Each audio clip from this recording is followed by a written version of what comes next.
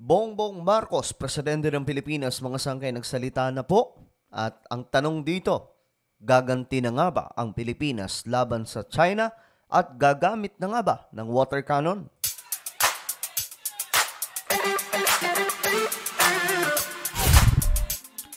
Magandang araw, magandang oras po sa inyong lahat, sa lahat ng mga taga-subaybay. Lalong-lalo na po lahat ng mga solid sangkay dyan na lagi pong nag-aantabay sa mga ginagawa po nating vlog. And today nga po, pag-uusapan po natin ang patungkol sa paggamit ng Pilipinas ng water cannon. Kasi tayo mga sangkay, tayo po ay nabubuli ng China.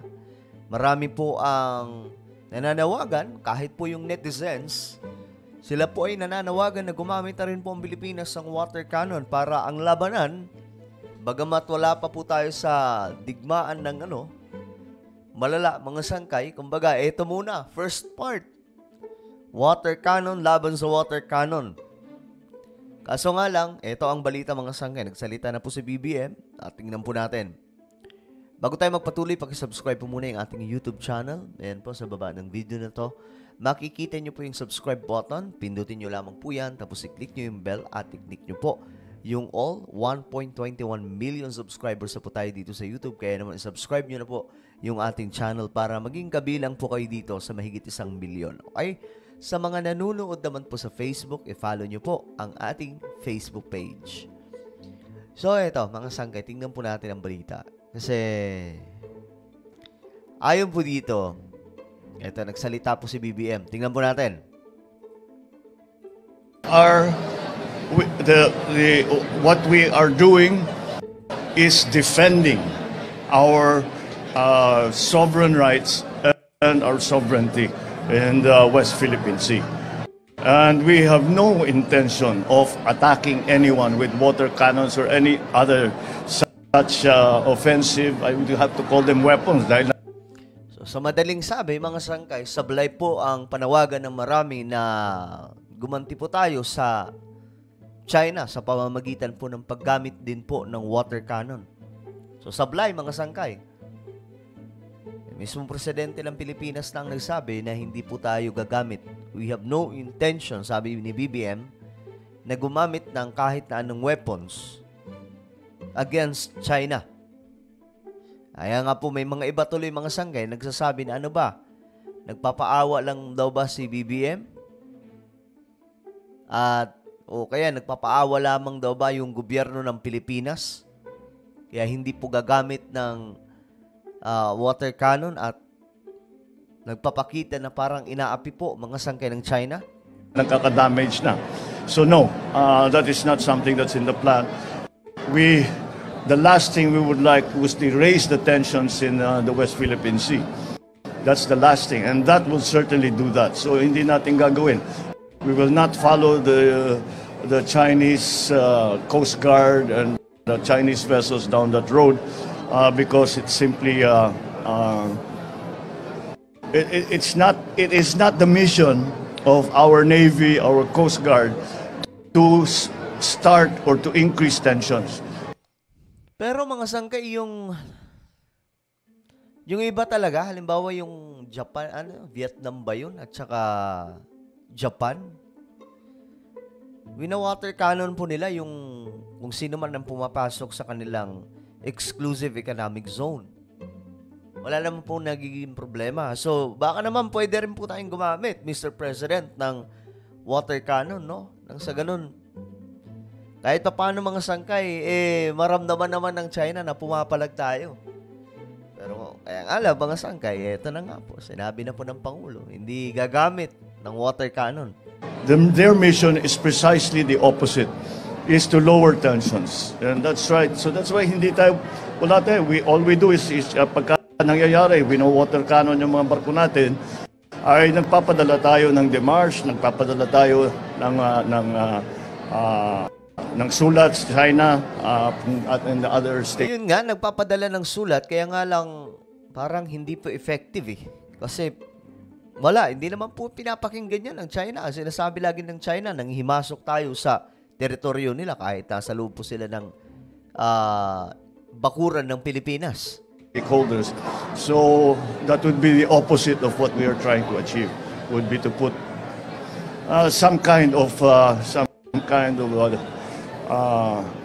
any kind of cannon on our ships. Okay, so sablay mga sangkay, no? Ayaw talaga ni BBM eh. Thank you, Mr. Alright? President. Sige, salamat. Thank you. Okay. Ngayon, marami po ang nag-react dito ng mga senador. Eto guys. Panoorin mo natin. Senator Pimentel, question ang pasya ni BBM sa water cannon use laban daw po sa China.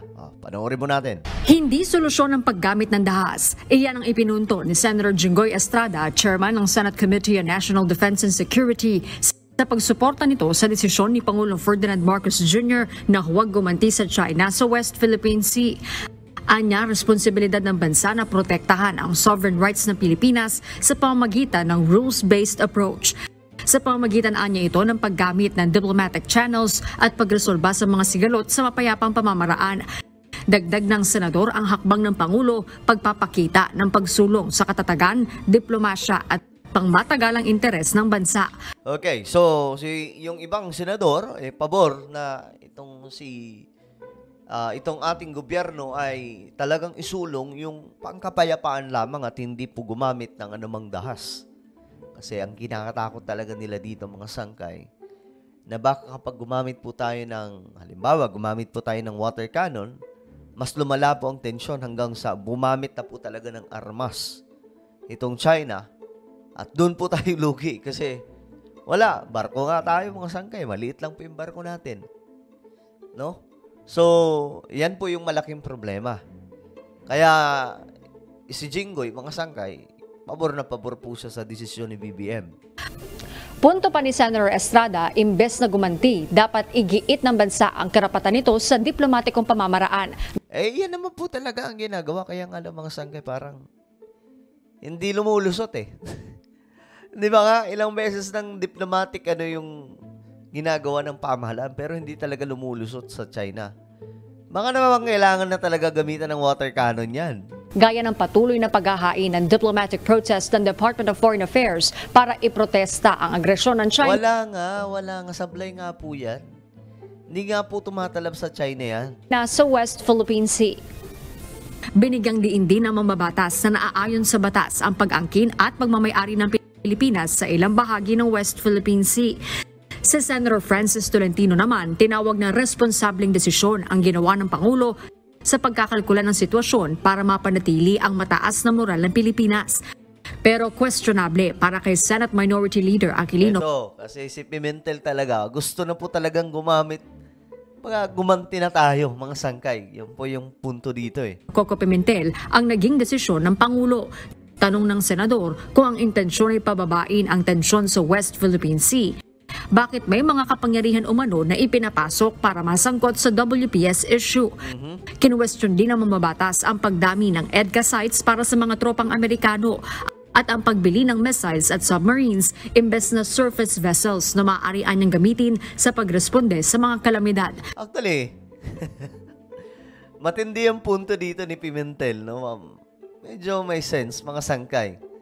Ngayon, kumbaga, kung ang EDCA nga, pinaboran natin, bakit hindi na po tayo umano? Kumbaga, hindi na, banat na. Gamitan na natin to ng water cannon. At least, may makita man lang ng China na pumapalag tayo. Una nang iginiit ng China na ang pagbomba ng tubig ng mga barko nito sa mga barko ng Pilipinas ay naaayon umano sa kanilang batas at sa profesional na pamamaraan.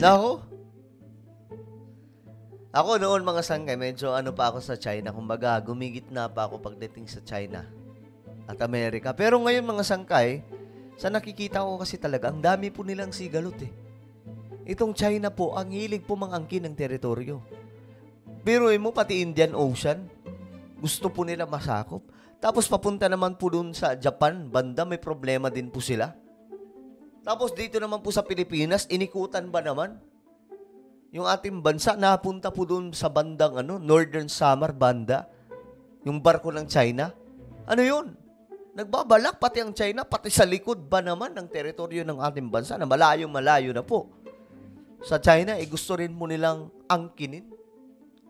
So talagang wala sa ayos itong China.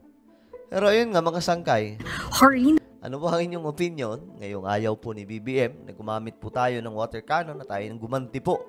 Ayaw gumanti sa China. Tingin nyo ba tama ang desisyon ni BBM? I-comment nyo po ang inyong mga naiisip na komento. Meron po akong isang Facebook, YouTube channel, Sangkay Revelation. Hanapin niyo po ito sa YouTube o di kaya makikita niyo po ito sa screen ngayon. I-click nyo lamang po yung subscribe, i-click ang bell at i-click nyo po yung all. Okay? So ako na po yung magpapaalam. Mag-iingat po ang lahat. God bless everyone.